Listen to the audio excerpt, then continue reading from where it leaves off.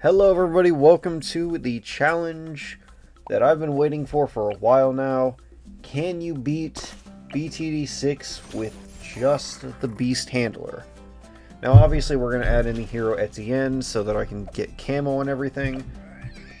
And I've been waiting for this because the Beast Handler is a brand new tower that is such a cool concept. I love it so much, the idea to manipulate beasts and everything. It feels very RPG-esque. It feels like something you could pull off in Dungeons and Dragons or something, and it's just great overall. Also, the tier 5 artwork is phenomenal. Unfortunately, we won't be seeing any in this game because the tier 5s are very expensive when you factor in that you need to buy 4 of the tier 4s as well. But I still think it's very good. My overall thoughts on the tower are that it's very strong. I did record this pre-nerf, or I did record a version of this pre-nerf, rather, before the Megalodon got completely decimated because they removed the bug that was like quadrupling its damage, more or less. So this is going to be the more modern patch of that. And my overall thoughts are that it's pretty good. I thought that, I expected some nerfs because I felt like it was probably a glitch or something that was causing it to do that much damage. But overall, I feel like it's a good solid tower. There's plenty of utility to it, and I can't wait to see just how this challenge works out.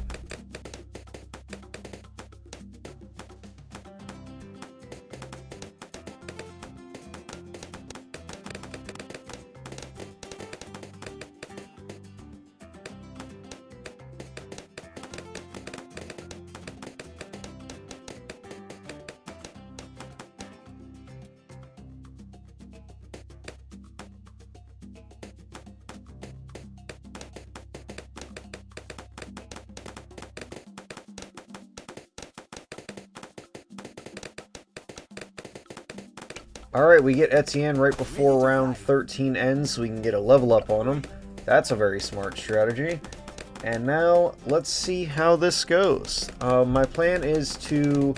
Obviously, the rules are I have to get one of each path.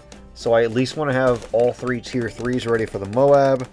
Or at least the tier 3 Velociraptor and tier 3 Great White. Because the tier 3 of the bird path doesn't actually attack Moabs without max power. Or at all, I think. But that's fine, because the other two will make up for it drastically.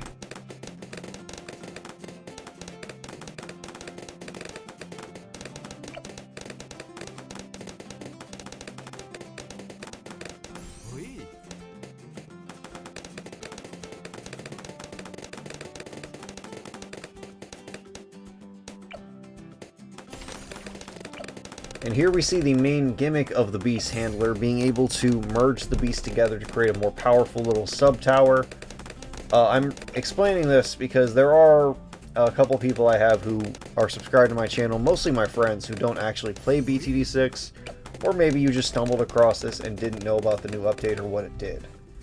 So, merging the beasts together can create a more powerful beast that can do different things at max levels. For example, the tier 3 Great White Shark at max power can pull down Moabs, and the tier 4 Great Orca can pull down up to ZOMGs. It's frankly pretty nutty, but it is balanced out by the fact that in order to get the more higher tier powers, you kind of need to spam them a lot, and can get pretty pricey, because some of these can cost a lot of money.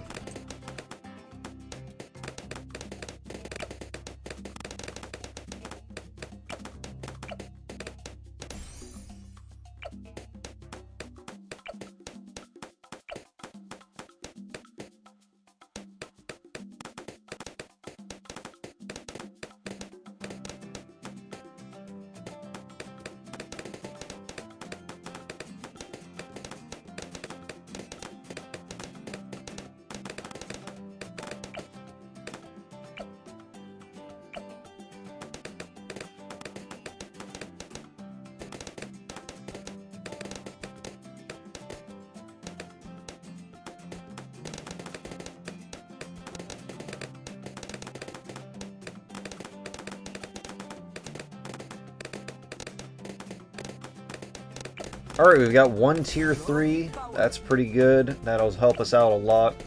The Velociraptor, I think, is probably the best tier 3 right now, especially post-nerf. And I fully expect maybe a few changes in the future. Maybe it'll get strengthened, maybe it'll get nerfed. I definitely expect the bottom path to get a few buffs, because it's just kind of not as good at the lower ranges of power than the higher tiers are.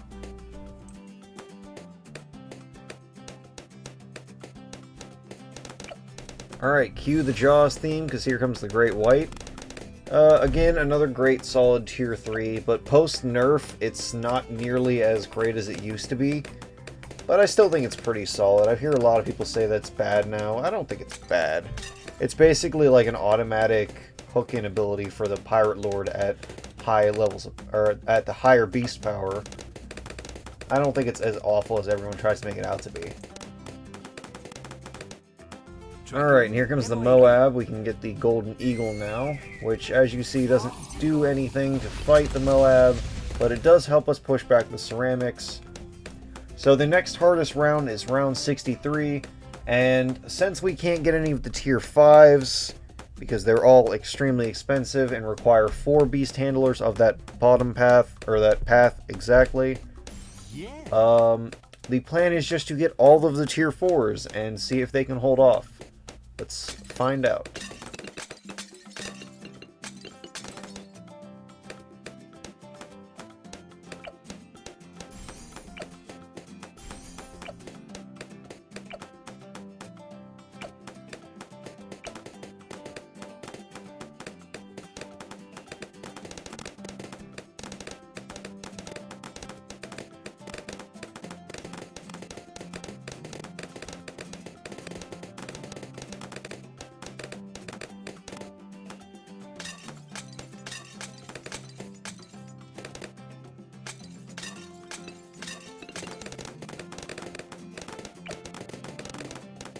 Alright, here's our first tier 4, the Giant Condor. Now this guy is actually really good, because he can pick up Moabs and push them back, as well as clumps of Bloons. And at max level, he can pick up, I think it's up to a BFB. He can't do ZOMGs though, that's where we're going to have to rely on the Giant Orca. But it's still pretty solid, great stun, and a secret ability to be able to link up with other Beastmasters who have the birds and use their radius for attacks. So very solid tier 4 all in all, but I wish that the tier 3 and below actually made it worth it to get.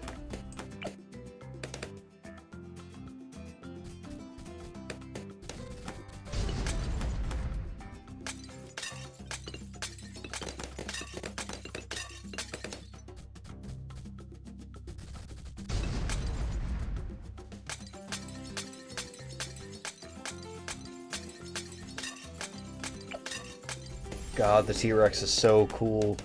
So he's got a stomp ability that's actually really great, because where he's placed out on the map, I can stun a pretty good chunk of it. And I think it reaches farther the more his beast power is. I'm not entirely sure on that, but it seems like it does, and it seems like it might last longer as well. I know that the stronger he is, the more beast power he has, the stronger he is, definitely, which we'll have to see later. We need him to max beast power, or at least as close as to max beast power as possible in order to beat round 95. So unfortunately, the Giant Condor is going to have to take the back seat when it comes to leveling up beast powers.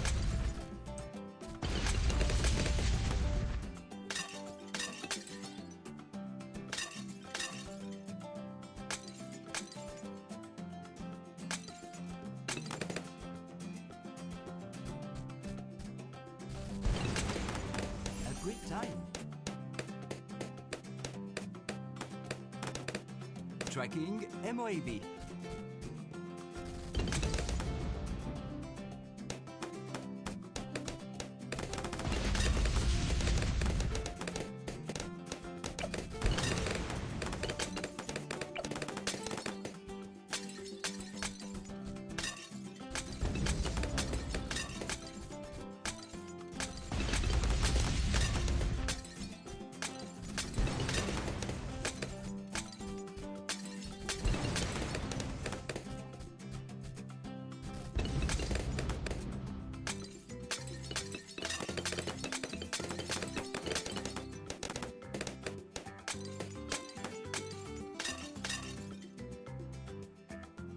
Tracking BFB.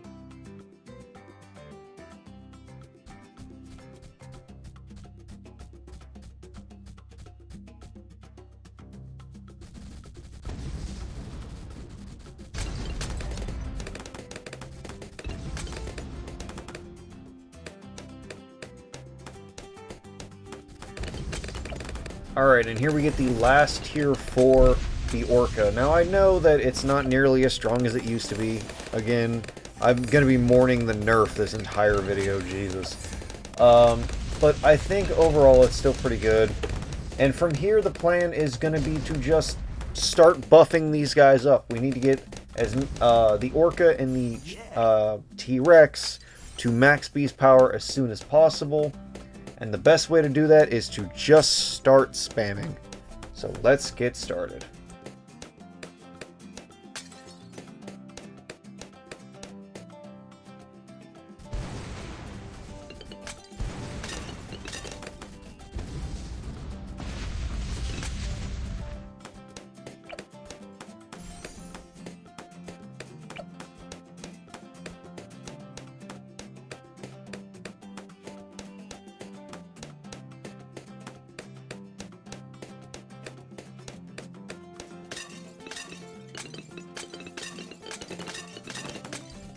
Tracking BFB.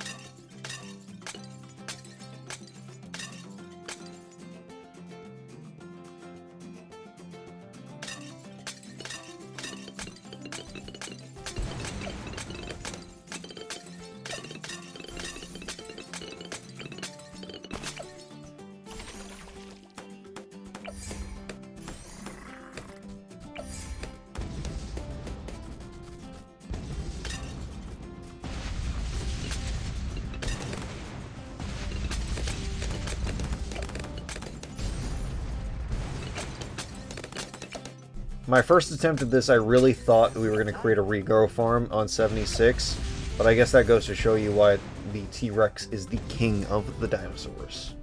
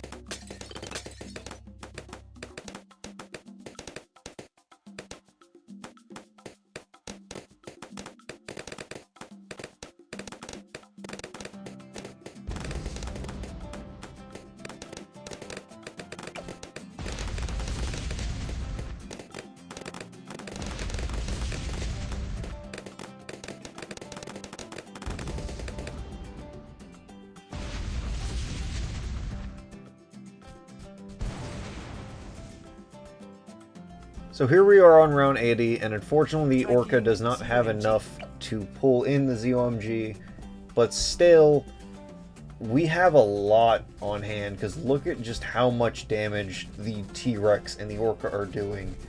This thing doesn't stand a chance.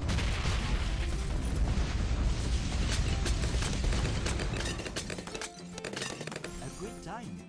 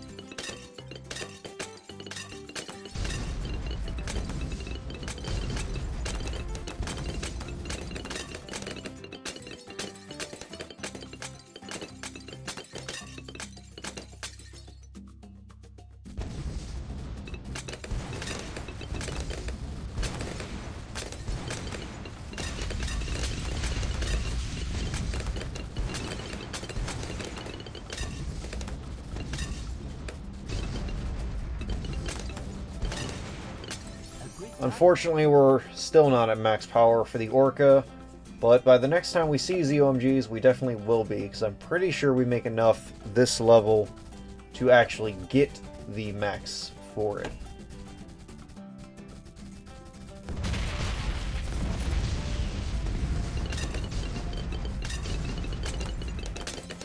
Well, never mind, I guess.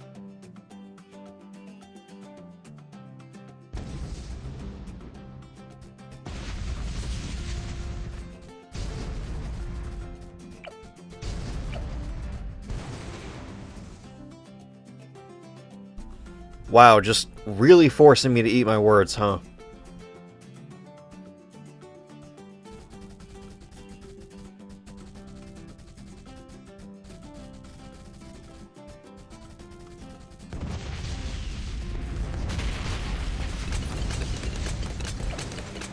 Okay, there we go.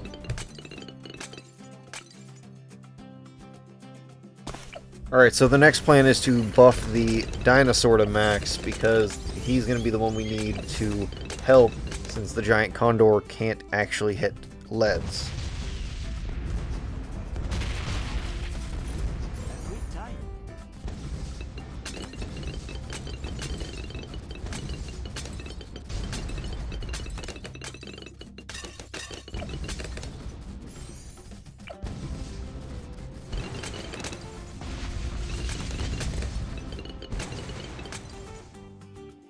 Alright, here we are on round 90, and as you can see, the camo leads are no problem, and the DDTs, when they're in a small enough group like that, can be handled pretty easily by the T-Rex and the Orca.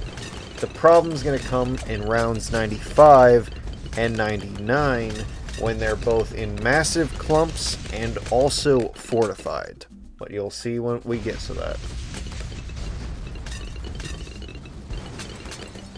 Tracking ZOMG.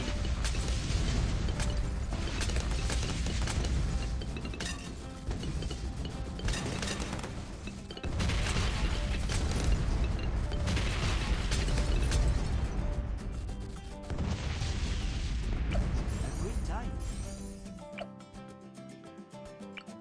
DDT, DDT.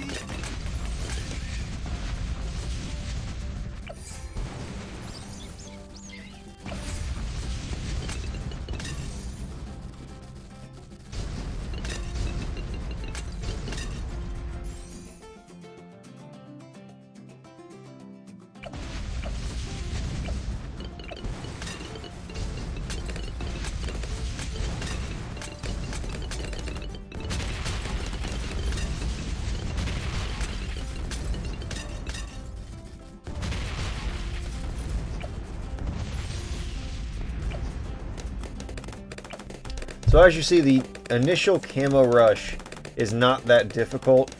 Everything's able to take care of it pretty solidly. We've got the T-Rex to take care of the leads.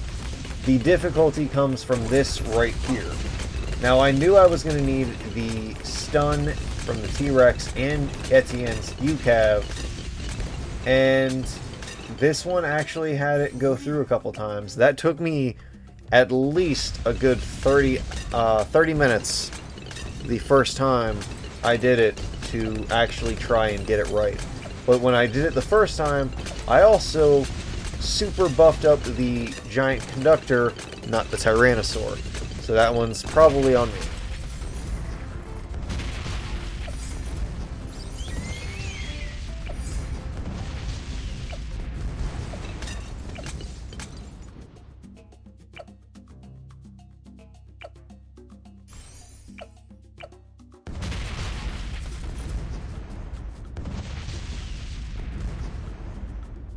Alright, here comes round 98. This is always a fun round to have to deal with.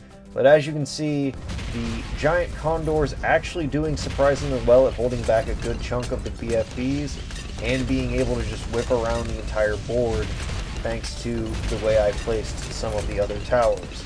The stun helps out a little bit here, Etienne's UCAV to clean up, and there's no real difficulty. And honestly, that's the most I can say for the entire run, except for this part right here. Yeah, I leaked a whole fortified DDT. So, I didn't realize how short the cooldown was for the stomp when I did this, because I was not paying attention very well. And this is probably the round that actually killed me a few times in this run, because I needed to time the stomp correctly to get as many of the fortified DDTs stunned to get as much damage as possible. Overall, kind of a tricky situation. You can very easily miss a few with the way this map is set up, but as you saw right there, it's not that bad. So my overall thoughts on this tower, very solid. I like it a lot, even post-nerf. I think the top path's still pretty good.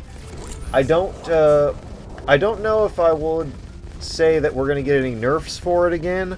We might get a few more buffs, maybe a couple price changes, but beyond that, I think it's a solid tower, and I'm glad to have it on the roster. I'll see you guys in the next video.